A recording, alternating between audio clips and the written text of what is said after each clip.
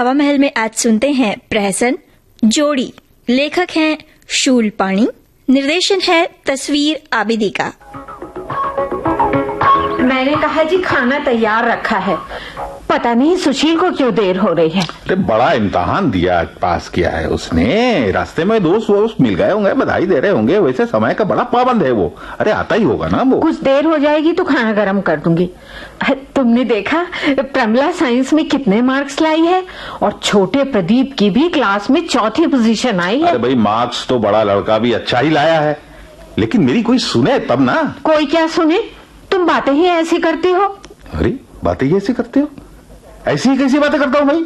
जो कहता हूँ तुम्हारे बच्चों के फायदे के लिए कहता हूँ। बस फिर वही रोज की खिचखिच। खाना ऐसा हो कि सभी ताकत की चीजें उसमें हो। तो क्या खाना ऐसा नहीं होना चाहिए? खाने से कोई तंदुरुस्त नहीं बनता। अरे ये हमारी महरी क्या खाती है, लेकिन कितनी तगड़ी है। वाह वाह वाह, क्या दिमाग पाया है। कुत्ते की पूंछ एक बार सीधी हो जाए, लेकिन ये दिमाग। अरे जाओ जाओ, कुछ नहीं होता ऐसा करने से। अपने को बहुत होशियार मत समझो, और तुम्हें तो कुछ नहीं आता। अरे आता तो सब कुछ तुम्ही को ही है ना। हाँ हाँ, तुमसे ज्यादा ही आता है। हाँ क्यों नहीं आएगा? वो क्या कम कमाल है कि स्कूल की 9 सीढ़ियां तो तुम चढ़ गई, पर 10वीं पर चारों खाने चित। हाय हाय, और जोर से कहो जिससे सब सुन ले। देख लेना बदनामी तुम्हारी ही होगी। अरे फेल होना क्या पाप है? नहीं नहीं नहीं नहीं, नहीं महापुण्य है। तो पुण्य तुमने किया, बदनामी मेरे कैसी होगी? और कोई फेल नहीं होता क्या? अरे और पास भी तो होते हैं लोग। अरे तुम नहा घर गृहस्थी के झंझट में पड़ी। अरे तुम्हें तो 2-4 घरों पर बर्तन मांजने झाड़ू देने का काम मिल गया होता तो तुम शाम को सिर पर राशन पानी की गच्छी बांध कर ले जाती और आराम से सोई रहती। और यहाँ तो सुबह से शाम तक राज सिंहासन पर लेटी लेटी थक जाती हूँ। अरे राज सिंहासन तो राजाओं का भी गया, लेकिन कुछ तो जरूर होता अगर तुम जैसी औरतों से पाला न पड़ा होता। अरे जाओ जाओ, अपना कुछ करने की तो हिम्मत नहीं, दोष दूसरों पर मरते हो। अरे हिम्मत आए कहाँ से? सारी जिम्मेदारी मेरी है ना, सारा ध्यान मुझे ही लगाना है। सभी मत लगाते हैं, लेकिन सभी औरतें जिससे ब्याह करती हैं उसे तुम्हारी तरह काट खाने को नहीं चाहती। मुझे मालूम होता कि तुम ऐसे हो तो मैं तुमसे कभी ब्याह न करती, और कोई भी अच्छी औरत तुमसे ब्याह कभी न करती। अरे मैं कहता हूँ तुम्हें पूछता ही कौन था? तुम्हारी जन्म कुंडली की नकलें पंसारी की दुकान की कागज की पुड़ियों की तरह घर घर पहुंचती थी, और हर कोई उन्हें कूड़े में फेंक देता था। अरे वो तो कहो मुझे दया आ गई तुम पर। अरे जाओ जाओ, अपना कुछ हो नहीं, सभी की हंसी मजाक उड़ाकर मेरे सामने अपने को बड़ा दिखाना चाहते हो। कौवे के सामने अपने को बड़ा दिखाकर क्या करूंगा? कुछ नहीं होता ऐसा कहने से। मैं अच्छी तरह जानती हूँ मैं कैसी दिखती हूँ। अरे जिस आईने में तुम परी सी दिखाई देती हो ना, उससे कौवे को दिखा दोगी तो वो भी अपने को मोर समझकर नाचने लगेगा। अरे जाओ जाओ, बहुत बनो मत। तुम बिल्कुल बेकार आदमी हो। धोखे में मेरे माँ बाप ने तुमसे ब्याह कर दिया, अब जरूर पछताते होंगे। अरे 1000 बार तुम ये बात दोहरा चुकी हो। तो चली जाओ ना अब्बा अम्मा के पास अपने। क्यों जाऊँ अब? इतना काम करती हूँ, उसी का खाती हूँ। अरे नौकरानी तो इससे भी ज्यादा ले लेगी। अरे नौकरानी इतनी काँव करने लगे ना तो उसे फौरन निकाला जा सकता है, लेकिन क्यों किया था तुमने ब्याह मुझसे? ना करते। हे भगवान, मौत भी तो नहीं आती मुझे। हो अच्छा तो तुम मेरा मरना चाहती हो? अरे एक न एक दिन तो सभी मरते हैं। अरे बाप रे, आज जाना तुम कितनी विकट कुलक्षणी राक्षसी हो। मैं राक्षसी हूँ? और क्या? अब तो मैं तुम्हारे नाम पर भी थूकूंगी। हाँ, नाक पर भी थूकूंगी। कौन? अरे मैं हूँ बेटा, ताई। आइए ताई जी, आइए। अरे भाई इतने दिनों आप हमको बिल्कुल भूल ही रही। अरे नहीं बेटा, तुम्हें क्यों भूलूंगी। अब आती हूँ, अपने से बड़ा मानकर इज्जत करते हो। पूर्णानंद और उसकी घरवाली की तरह थोड़े ही हो तुम लोग। ऐठी हुई रस्सी की तरह अकड़े रहते हैं मुँह। अरे कभी चाय तक के लिए भी नहीं पूछते। अरे ऐसों की चाय का तो मैं कुल्ला करके थूक दूं। अब घमंड चूर हो जाएगा उनका। क्या हुआ ताई जी? अरे सुना है जवान लड़की ने किसी दूसरी जाति के लड़के से चुपके से शादी कर ली है। अरे भगवान जाने, बहू शादी हुई भी कि यूं ही भाग गया। अरे ऐसों का कोई ठिकाना है भला?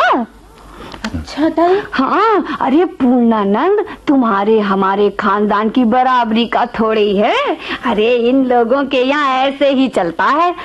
अब शायद पूर्णानंद की औरत भी उसे छोड़कर मायके जाने की धमकी दे रही है। और पूर्णानंद शराबी है। जिसके माने हैं उसकी पत्नी हिम्मत रखती है।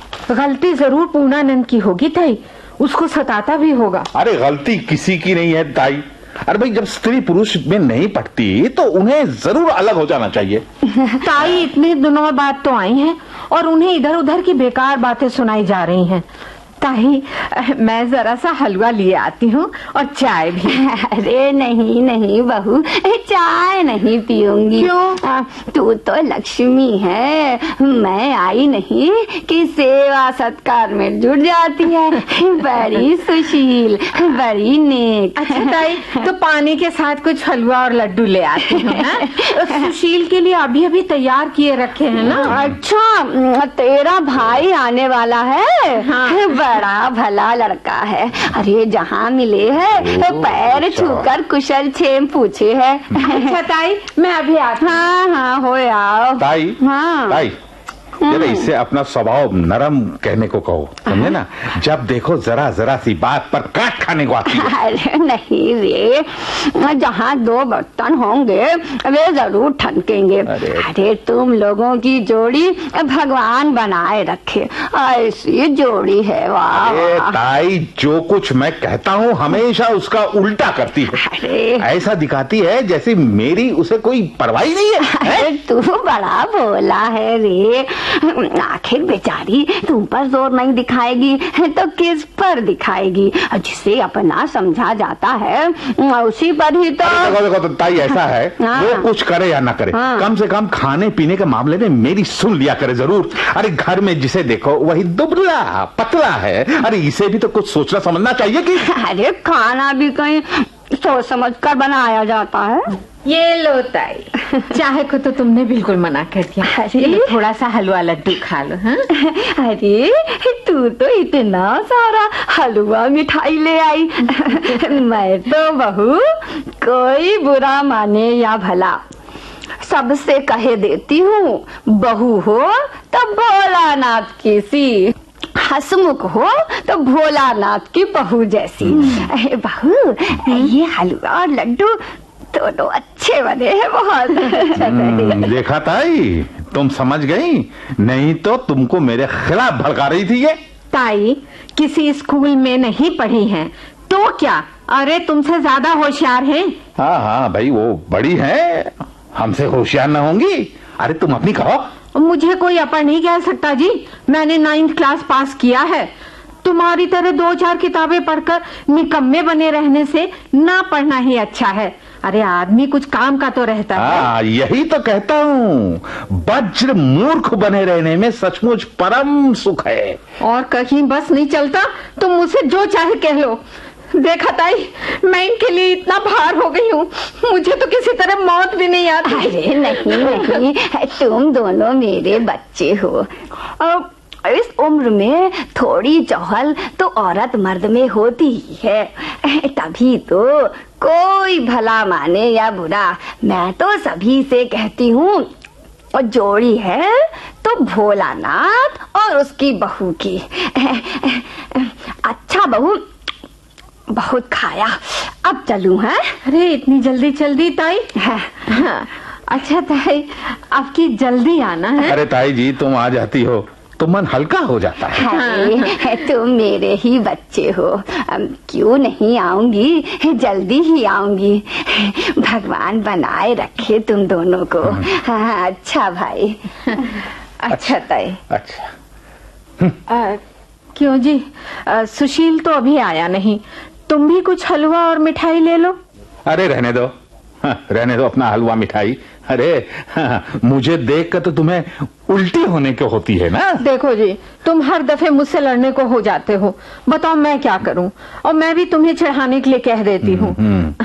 तुम अच्छी तरह बात करके देख लो, फिर कभी ऐसी वैसी बात कहूँ ना तो कहना। अरे तुम ही ठंडे दिमाग से जरा मेरा कहना सुन लिया करो। अच्छा अच्छा, अब ये हलवा और लड्डू खा लो। सुबह से कुछ भी नहीं खाया। सुशील तो पता नहीं कहाँ रह गया। अच्छा हाँ, खा लो। क्या खाऊं? हैं? अच्छा ठीक है, ये लो थोड़ा सा ये हलवा दे दो। ये लो।